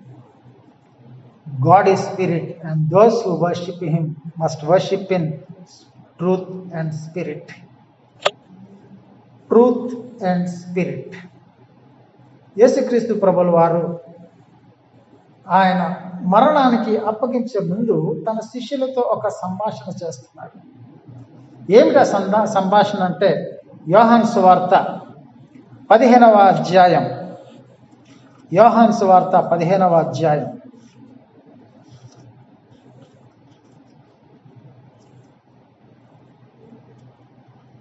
13వ వచనంలో చెప్తున్నాడు ఏంటంటే, సత్య స్వరూపి అయిన ఆత్మ వచ్చినప్పుడు మిమ్మును సర్వసత్యంలోనికి నడిపించును. సత్య స్వరూపి అయిన ఆత్మ వచ్చినప్పుడు మిమ్మును సర్వసత్యంలోనికి నడిపించును అంటే దేవునిని ఆరాధించడంలో ఆత్మ దేవుని యొక్క ప్రాధాన్యత లేకపోతే ప్రాముఖ్యత ఎంతో ఉందని చెప్పి మనం అర్థం చేసుకోవచ్చు. మన ఎదురుగుంటున్నట్టు ఉన్నటువంటి సిలువ గుర్తుని లేకుంటే కొన్ని సంఘాల్లో పెట్టేటువంటి యేసుక్రీస్తు విగ్రహాన్ని కాదు మనం ఆరాధించేది. మనం ఆరాధించేది ఎవరిని అంటే ఈ సిలువ లేకుంటే ఈ విగ్రహాలు మన దృష్టిని కేంద్రీకృతం చేసుకోవడానికి ఉపయోగపడతాయి. కానీ దానిలో నిజమైనటువంటి దేవునిని లేకుంటే దేవుని యొక్క ప్రత్యక్షతను మనం చూడగలిగితే, వాటిలో దేవునిని చూడగలిగితే మనము దేవునిని నిజముగా లేకుంటే ఆత్మతోనూ సత్యముతోనూ ఆరాధించగలుగుతున్నాము అన్నటువంటి సత్యాన్ని మనం గ్రహించాలి. కాబట్టి ప్రియమైనటువంటి వారలారా, ఈ దేవునిని ఆత్మతోనూ సత్యముతోనూ ఆరాధించుట వలన ఆయన యొక్క ప్రత్యక్షతను మనం చవి చూడగలుగుతాం. ఆయన యొక్క నిజ రూపాన్ని మనం అనుభవంలోనికి రాగలుగుతాం. ఈ ఆరాధన ఏమిటంటే దేవుడు మనకి ప్రత్యక్షపరచుకోవటం. ఏ విధంగా ప్రత్యక్షపరచుకోవడం అంటే ఏ విధంగా ప్రత్యక్షపరచుకున్నాడంటే ఆయన మనలను ప్రేమించుటకు ఆయన ఏ విధంగా తనను తాను ప్రత్యక్షపరచుకున్నాడో దానికి మన ప్రతిస్పందనగా మనం భావించవచ్చు. తర్వాత ఈ ఆరాధనకు మనం వస్తున్నామంటే మనకు ఒక రకమైనటువంటి ధైర్యం కలుగుతూ ఉన్నది, ఒక రకమైనటువంటి భరోసా కలుగుతున్నది. ఏమిటి అంటే నేను నిజమైనటువంటి దేవునిని ఆరాధిస్తున్నాను, నిజమైన దేవునిని నా పూర్ణ హృదయంతోనూ నేను దేవునిని ఆరాధిస్తున్నాను. దీనిని మనం ఎప్పుడైతే మనం గ్రహించగలుగుతామో, అర్థం చేసుకుంటామో, మనము దేవునిని ఆత్మతోనూ సత్యముతోనూ ఆరాధిస్తున్నటువంటి వారమై ఉన్నాం. ఈ ఆరాధన ద్వారా మానవుడు తనను తాను సంపూర్ణంగా దేవునికి లొంగిపోవటం, విధేయత చూపించటం, తర్వాత మన హృదయపూర్వకంగా దేవునికి కృతజ్ఞతాస్తుతులు చెల్లించడం, ఆత్మతోనూ సత్యంతోనూ ఆరాధించడం అంటే దేవునికి సంపూర్ణముగా మనలను మనం సమర్పించుకొనుట. రెండవది హృదయపూర్వకంగా దేవునికి కృతజ్ఞతాస్తుతులు చెల్లించడం. మరి ఇట్టి ఆరాధనను మనం నిత్యము మన జీవితాలలో జరిపించుకోవటానికి మరి దేవుడు తన సహాయాన్ని మనకు మనకి కలుగు చేసి నిత్యము దేవునిని మనం ఆరాధించేటువంటి వారంగా ఉండటానికి దేవుడు మనకి తన కృపను చూపిస్తాడు. అందుకనే భక్తుడు ఒక చక్కని పాట 239వ పాట ఏమిటంటే అది ఆత్మ నడుపు సత్యములోనికి ఇప్పుడే ఆత్మ నడుపు.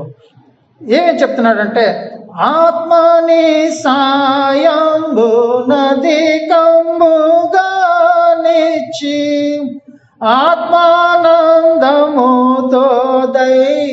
వారాధనమునా ఆత్మ నడుపు, ఆత్మ నడుపు సత్యములోని కిపుడే ఆత్మ నడుపు. ఎప్పుడైతే మనం దేవునిని సంపూర్ణముగా మనం దేవుని సమర్పించుకొని దేవునిని ఆరాధిస్తాము, కృతజ్ఞతాస్థుతులు చెల్లిస్తూ ఆయనను ఆరాధిస్తాము, ఆయన యొక్క ఆశీర్వాదము, ఆయన కాపుదల, ఆయన తోడు, ఆయన ప్రత్యక్షత సమస్తము ఆయన మనకు దయచేసి మనలను ముందుకు నడిపించునుగాక. ఆమేన్. ప్రార్థన చేసుకుందాం. పరిశుద్ధుడా, ప్రేమ కలిగినటువంటి మా ప్రియ పరలోకపు తండ్రి, మరి ఒకసారి ప్రభువా, నీ వాక్యముని గురించి ధ్యానం చేయడానికి నీవు ఇచ్చినటువంటి కృపను బట్టి నీకు వందనములు, స్తోత్రములు చెల్లిస్తున్నాం. ప్రభువా, పరలోకమందు దేవదూతలు నిన్ను నిత్యము స్తుతిస్తున్నారు. భూలోకంలో ప్రభువా, నీవు నీ జనుల చేత స్తుతింపబడుచున్నావు. ప్రభువా, మేము నీ జనులుగా ఉండి, నీ ప్రజలముగా ఉండి నిన్ను ఆరాధించేటువంటి భాగ్యం మాకు కలుగు చేసినందుకై నీకు వందనములు, స్తోత్రం చెల్లిస్తున్నాం.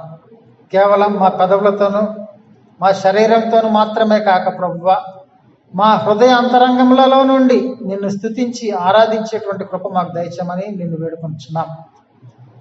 దేవునిని ఆరాధించుట ఆత్మతోనూ సత్యంతోనూ ఆరాధింపవలనని నీ వాక్యం ద్వారా సెలవిచ్చున్నావు. ప్రభువా, నిన్ను ఆత్మతోనూ సత్యంతోనూ ఆరాధించడం వల్ల నీవు కలుగజేయు ప్రతి విధమైన దీవెనను, ఆశీర్వాదము మేమును మా సంఘమును పొందుకునే భాగ్యం మాకు దయచేయమని, ప్రాముఖ్యంగా ఈ కరోనా విలయతాండవం చేస్తున్నటువంటి విపత్కర పరిస్థితులలో నుండి మమ్మల్ని తప్పిస్తున్నందుకు నీకు స్తోత్రం చెల్లిస్తూ, రానున్న దినములలో ప్రభువా, నీ యొక్క సన్నిధిని మాతో ఉంచి ఎల్లప్పుడూ నీ నామమునకు మహిమను, ఘనతను తెచ్చేవారుగా ఈ లోకంలో సాక్షులుగా జీవించే భాగ్యం మాకు దయచేయమని మా ప్రభువును ప్రియరక్షకుడైన యేసుక్రీస్తు నామములో ప్రార్థించి వేడుకొంచున్నాము తండ్రి. ఆమేన్. ప్రభునందు ప్రియమైన స్నేహితులారా, ప్రియ విశ్వాసులారా, ఈ సమయంలో మరొకసారి మీ అందరికీ దేవుని నామం పేరిట వందనములు తెలియపరుస్తూ ఉన్నాను. ఒక గొప్ప సంగతి మీతో పంచుకోవాలని ఆశపడుచూ ఉన్నాను. మరి చాలామంది బైబిల్, మన యొక్క పవిత్ర గ్రంథం, ఈ గ్రంథాన్ని చాలా సందర్భాలలో చదివి ఉంటారు. చాలాసార్లు మేము ఇన్నిసార్లు చదివామండి, లేకపోతే ఇన్నిసార్లు చదివామండి అని చెప్తూ ఉంటారు. చాలా మంచిది, చాలా చక్కటి ఆలోచన, మంచి అలవాటు. అయితే ఈ లాక్డౌన్ కాలంలో ఒక వ్యక్తి మరి ఎంతో భక్తి విశ్వాసాలతో తనకు ఏర్పడిన ఒక చక్కటి ఆలోచన ఏమిటి అంటే, అసలు బైబిల్ అంతా రాస్తే, మొదటి నుంచి చివరి వరకు బైబిల్ అంతా రాస్తే బాగుంటుందేమో అనే ఒక ఆలోచన చేసి మరి చాలా చక్కగా బైబిల్ అంతా కంప్లీట్ చేసేసాడు, రాసేశారు. చాలా ఆశ్చర్యకరమైన విషయం. ఎందుకంటే ఒక అన్యునిగా పుట్టి, అంటే పుట్టుక క్రైస్తవుడు కాదు, అన్యునిగా పుట్టి ఎంతో భక్తి విశ్వాసాలతో మరి యేసు ప్రభువును అనుసరిస్తూ తన యొక్క విశ్వాసాన్ని చాటుకుంటూ, వారి కుటుంబస్తులు, వారి రక్త సంబంధికులు ఎంతమంది వ్యతిరేకించినా సరే ఈ విశ్వాసాన్ని విడిచిపోకుండా మరి ఉండటమే కాకుండా సంఘములో ఒక చక్కటి మంచి గుర్తింపు పొందిన వ్యక్తిగా కూడా మనం ఆయనను చెప్పుకోవాలి.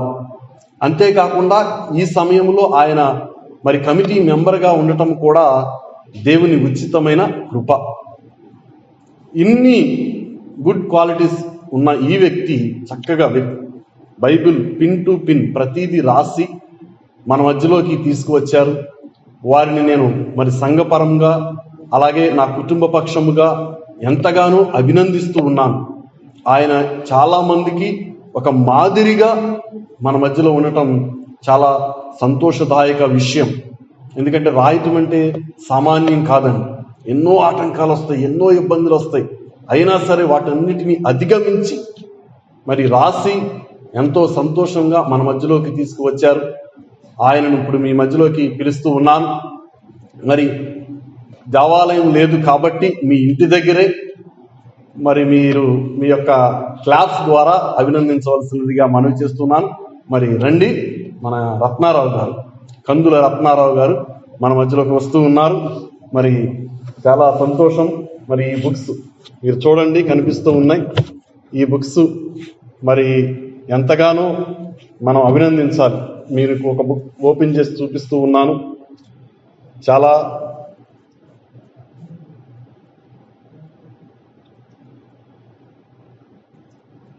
సంతోషదాయక విషయం ఇది. అంతేకాకుండా నేను మరి ఒక వచనాన్ని కూడా చదివి వినిపిస్తాను మీకు అందరికీ.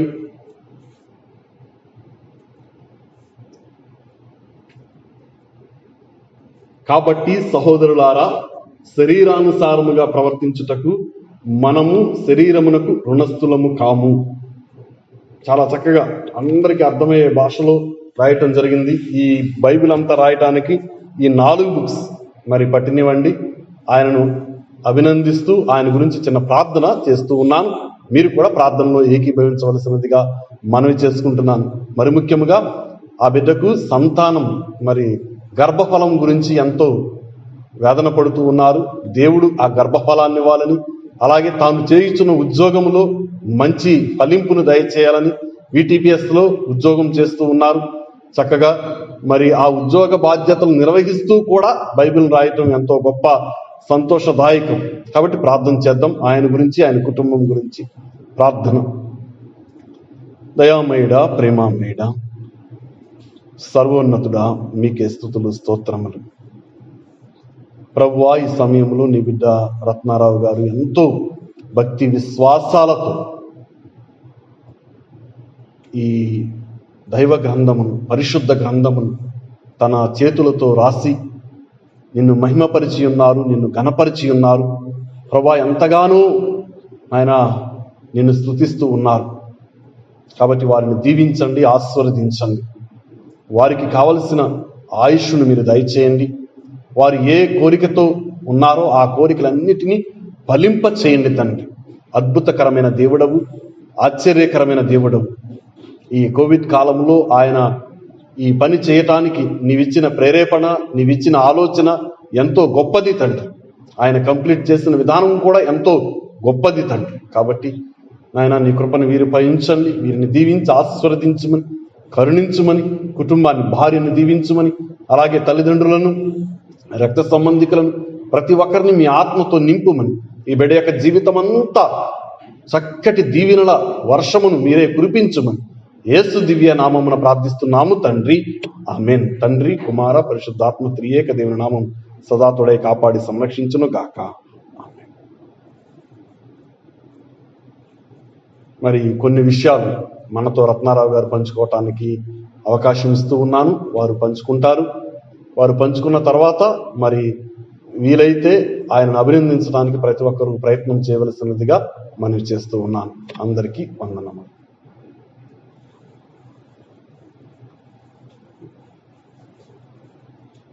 దేవుని నామము పేరట సెయింట్ థామస్ చర్చ్ సభ్యులందరికీ నా హృదయపూర్వక అభినందనలు, వందనములు చెప్పుకొంచున్నాము. దేవుడిచ్చిన నాకు అవకాశమును బట్టి ఈ లాక్డౌన్ నిమిత్తము దేవుని నా కృప దయచేసి లాక్డౌన్ నిమిత్తము మనం బయటికి వెళ్ళకోకుండా దేవుడు మన ఇంటిలోనే ఉంచి నందుకు నేను దేవుని నా వాక్యము రాయటానికి నేను ఆశపడ్డాను. 2020 లెంటు దినములలో నుంచి అప్పటి నుంచి ఈ దినము వరకు బైబిల్ రాయటానికి దేవుడిచ్చిన మహాకృపను బట్టి నేను ఎంతగానో సంతోషిస్తున్నాను. దేవుడిచ్చిన సమయము పోనివ్వకూడదు. ఎందుకంటే సమయము వృధా చేస్తే దేవునికి ఇష్టం ఉండదు. అందువల్ల నేను అంతకుముందు బైబిల్ చదువుకుంటూ ఉండేవాడిని. ఈ లాక్డౌన్ నిమిత్తము బైబిల్ చదువుకుంటూ, వాక్యము చదువుకుంటూ బైబిల్ రాసేవాడిని. అందరూ కూడా చక్కగా మన ఇళ్లలో దేవుడిచ్చిన అవకాశమును సద్వినియోగం చేసుకోవాల్సిందిగా నేను ఎంతో కోరుకుంటున్నాను. దేవుడు వాక్యము చదివితే మనకు ఆరోగ్యం ఇస్తాడు, ఆనందం ఇస్తాడు, సంతోషాన్ని ఇస్తాడు. కుటుంబమును కూడా ఎంతో ఫలభరితముగా చేస్తాడని నేనైతే దృఢముగా నమ్ముచున్నాను. యెహోవా యేసయ్య లేకపోతే మనం ఏమీ చేయలేము. ఈ లాక్డౌన్ నిమిత్తములో ఈ యొక్క పాండమిక్ దినములలో ఎంతోమంది చనిపోతున్నారు. అయినా మన యేసయ్య మనల్ని ఈ రీతిగా మనల్ని ఆయుష్నిచ్చి మనల్ని బ్రతికించిన దేవాది దేవుడికి వేలాది కోట్లాది కృతజ్ఞతాస్తుతులు చెల్లించుకుంటున్నాను. అంతకుముందు ప్రతి ఆదివారం మన దైవజనులైన మా సంఘ కాపరి అయిన దైవజనులు గారు వాక్యము ద్వారా హెచ్చరిస్తూ ఉండేవాళ్ళు. దుద్దినములు వస్తాయి, వాక్యము దొరకని రోజులు కూడా వస్తాయి అంటే ఏదో అప్పుడు తెలియక ఇది ఏది నిజమా కాదా అని నేనైతే అనుకునేవాడిని. ఇది ఇప్పుడు ఈ పాండమిక్ దినములలో అది రుజువు చేసాడు దేవుడు. అందువలన ఈ వాక్యము మనము చదువుకుంటూ ఉంటే ఎంతో ఆనందంగా ఉంటాము. ఈ ఆనందాన్ని మీరు కూడా యేసయ్య ద్వారాగా పంచుకుంటూ వాక్యము చదువుకుంటూ ఉంటారని నేను ఎంతగానో ఆశిస్తున్నాను. సమయము పోనీయక మీరు దేవుని అందే ఉంటే ఎంతో సంతోషము.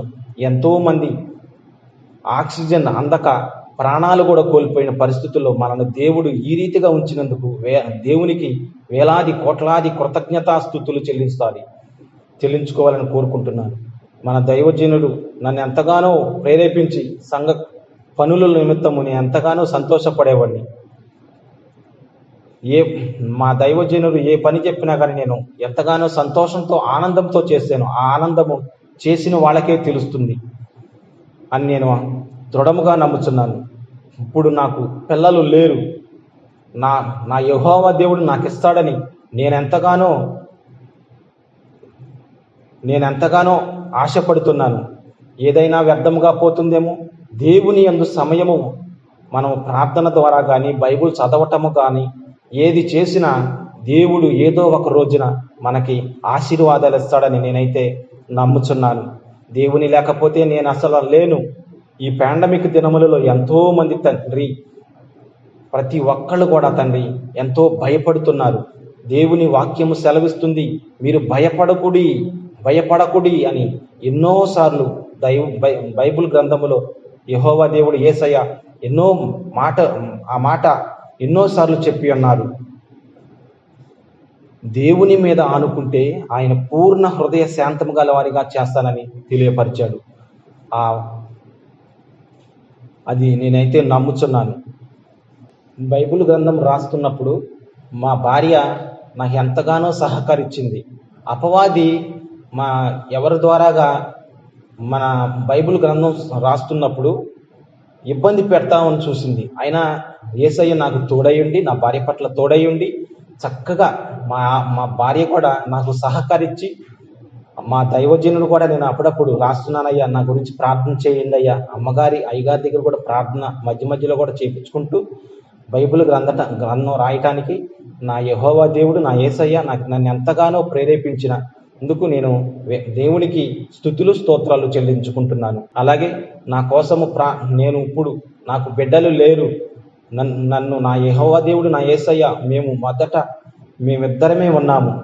ఎప్పటికైనా నా దేవుడు నా పట్ల ఒక మంచి కార్యము చేస్తాడని నేనైతే రూఢిగా నమ్ముచున్నాను.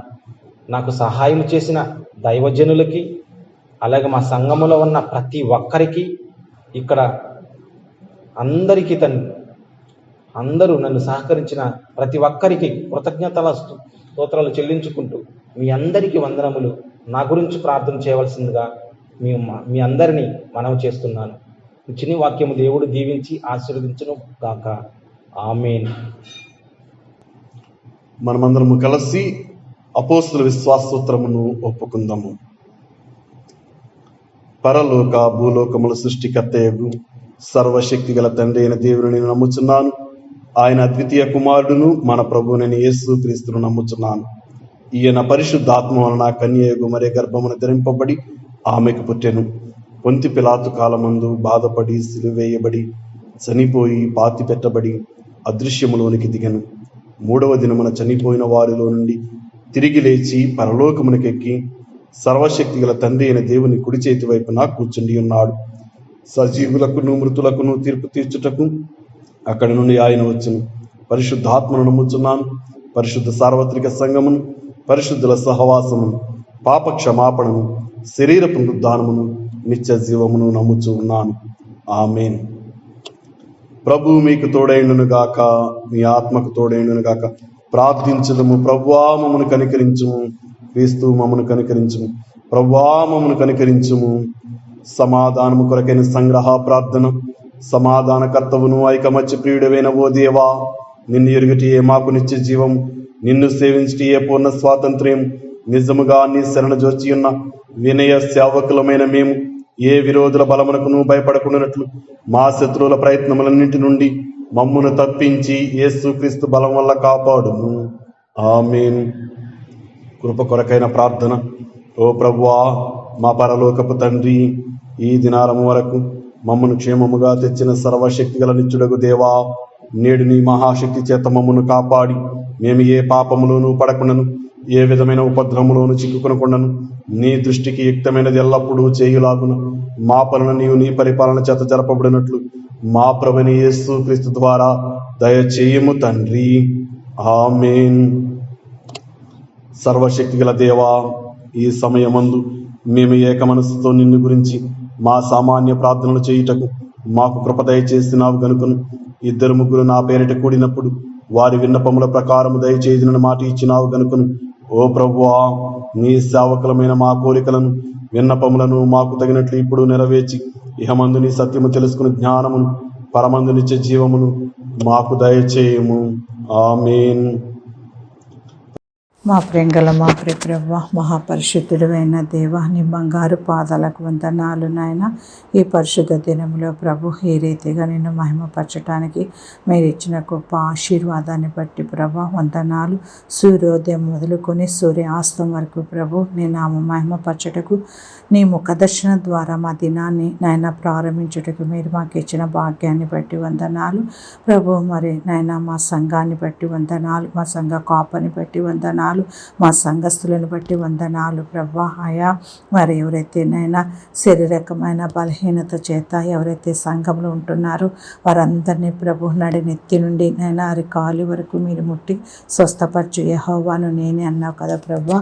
ఆయా కృప చూపండి. ఆ బిడ్డల్ని నాయన ఎవరైతే శరీర బలహీనత చేత ఉన్నారో వారిని నాయన మీరు ముట్టి స్వస్థపరచుమని వేడుకుంటున్నాం ప్రభా.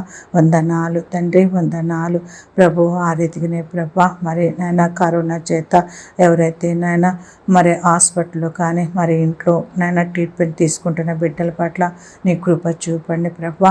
ఎలాంటి మరణ భయం వారికి కలగకుండా ప్రభా నాయన మీరే ముట్టి స్వస్థపరచుమని వేడుకుంటున్నాం ప్రభా. వందనాలు నాయన, వందనాలు ప్రభు. వారి నుండి ఎవరికి ఎలాంటి ఇబ్బంది కలగకుండా ప్రభు, మరణ భయము వారికి సమీపించకుండా ప్రభా నీ దేవదూతలు వారికి కంచెగా ఉంచుమని వేడుకుంటున్నాం అయ్యా. ఎవ్వరిని దాటిపోకు ప్రభా, ఎవ్వరిని దాటిపోకు నాయన, ఎవరిని విడవకు నాయన, విడవకు దేవా. నీ సన్నిధిలో విజ్ఞాపన చేయుచున్న ప్రతి బిడ్డల ప్రార్థన ఆలకించి నాయన వారు కూలుకొని నిన్ను స్తుతించున్నట్టు దయచూపమని వేడుకుంటున్నాం. మరి ప్రేమైన వారిని ఆయన ఎంతోమంది నాయన మరి కూలిపోయినారయ్యా, వారిని బట్టి వందనాలు. మరి వారి కుటుంబాన్ని బట్టి నాయన నీ సమాధానమును, వారి దుఃఖకరంగా ఉంటుండగా వారి దుఃఖాన్ని నాయన ఓదార్పును నాయన నీ కృపతో జ్ఞాపకం చేసుకోమని వేడుకుంటున్నాం. వారికి అండగా కొండగా మీరున్నందుకు స్తోత్రములు ప్రభు. వందనాలు నాయన. తల్లి తండ్రులు లేని బిడ్డలు కూడా ఆదరణగా మీరుండండి ప్రభా. అయ్యా మరి ఎంతోమంది నాయన తల్లులను తండ్రులను కోల్పోయిన దిక్కులేని బిడ్డలుగా ఉంటున్న వారి పట్ల నీ కృప చూపండి ప్రభా.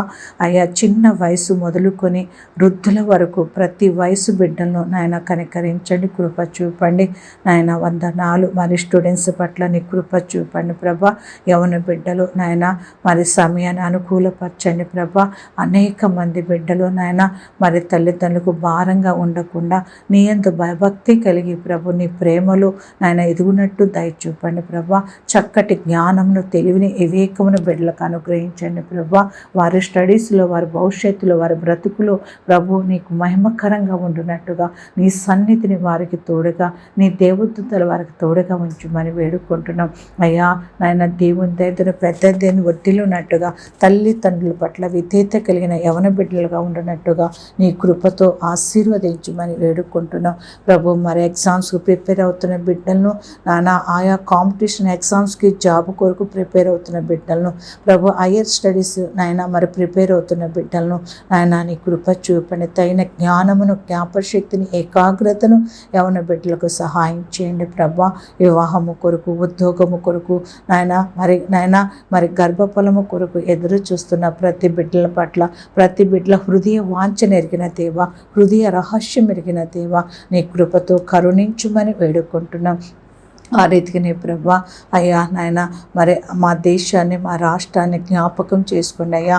మా దేశం పట్ల నీ కృప చూపినందుకు వందనాలు. గడిచిన దినాలన్నింటిలో ప్రభు ఎంతో నాయన దుఃఖకరముగా, ఆయన ఎంతో నష్టకరముగా ఉన్న పరిస్థితుల్లో కూడా ప్రభు నిన్ను నమ్మిన బిడ్డలు విడవక ఎడబాయక నాయన ఏ తెగులు ఏ గుడారముకు సమీపించకుండా దేవా నీవు నాయన నీ దేవదూతలను మాకు తోడుగా ఉంచినందుకు స్తోత్రములు ప్రభు. వందనాలు. ఏ దృష్టి కన్ను, ఏ నరుని కన్ను, ఏ బిడ్డల మీద ప్రభావం ఉండకుండా ప్రభా నాయన మీరు ఆజ్ఞాపించినందుకు స్తోత్రములు ప్రభు. వందనాలు ప్రభు. మరొకసారి ప్రభా మా సంఘాన్ని, మా సంఘ కాపరి, మా సంఘస్థులు, మా సంఘంలో ఉంటున్న ప్రతి బిడ్డలను నాయన మరి మీరు ఆశీర్వదించినందుకు వందనాలు. మరి నీ చిత్తమైతే మేమందరము ప్రభా ఏక కంఠముతో, ఏక స్వరముతో, ఏక హృదయముతో నీ మందిర ఆవరణంలో కలిసి స్తుతించి ఆరాధించుటకు మా కట్టి భాగ్యమును త్వరలో నాయన మాకు అనుగ్రహిస్తున్నందుకు స్తోత్రములు చెల్లిస్తున్నాం అయ్యా. ప్రతి చోట ప్రతి సేవకులను బలపరచండి. సంఘాలు తెరవబడాలి ప్రభా నాయన. సంఘాలలో నాయన ప్రతి బిడ్డలు వెళ్ళి నాయన నీ మందిర ఆవరణంలో నాయన మీకు కృతజ్ఞతాస్తుతులు చెల్లించున్నట్టుగా ఆశీర్వదించమని వేడుకుంటున్నాం ప్రభు. ఎవరైతే కష్టంలో, బాధల్లో, వేదల్లో, రుణ సమస్యతో ప్రభు నీ పాదలు విజ్ఞాపన చేస్తూ కన్నీరు కారుస్తున్న ప్రతి బిడ్డల పట్ల నీ కృప చూపు నాయన. అయా నీ కనికరాన్ని చూపండి ప్రభా. మీ దయ చూపమని విశ్వసించి వేడుకుంటున్నాం ప్రభా. వందనాలు యేసయ్యా, వందనాలు ప్రియ ప్రభా. స్తోత్రం ఆయన జీవము కలిగిన దేవా, పిలిస్తే పలికే తండ్రి, మీకు వేలాది శతకోటి స్తోత్రములు చెల్లిస్తున్నాం అయ్యా. మీరు ఇచ్చిన ఈ భాగ్యాన్ని బట్టి వందనాలు, మీరు ఇచ్చిన ఈ సమయాన్ని బట్టి వందనాలు చెల్లిస్తూ మా ఈ చిన్ని ప్రార్థన ఆలకించుమని మా ప్రియ రక్షకుడైన యేసయ్య పుణ్యనామములో అడిగి వేడుకొని పొంది ఉన్నాము తండ్రి. ఆమేన్. పరలోకమందున్న మా తండ్రి, నీ నామము పరిశుద్ధపరచబడును గాక, నీ రాజ్యం వచ్చును గాక, నీ చిత్తము పరలోకమందు నెరవేర్చినట్టు భూమి మీద నెరవేరును గాక. మా అనుదిన ఆహారం నేడు మాకు దయచేయం. మడల ప్రార్థనలు చేసిన వారిని మేము క్షమించిన ప్రకారం మా అపరాధములు క్షమించు. మమ్మల్ని శోధనలోనికి తేకాదృష్టి నుండి తప్పించు. ఎందుకనగా రాజ్యము, శక్తి, మహిమ నిరంతరము నీవై ఉన్నావు తండ్రి. ఆమేన్. మన ప్రభువైన యేసుక్రీస్తు కృపయు, దేవుని ప్రేమయు, పరిశుద్ధాత్మ యొక్క సహవాసం మనందరికి సదా తోడై కాపాడి సంరక్షించును గాక. ఆమేన్.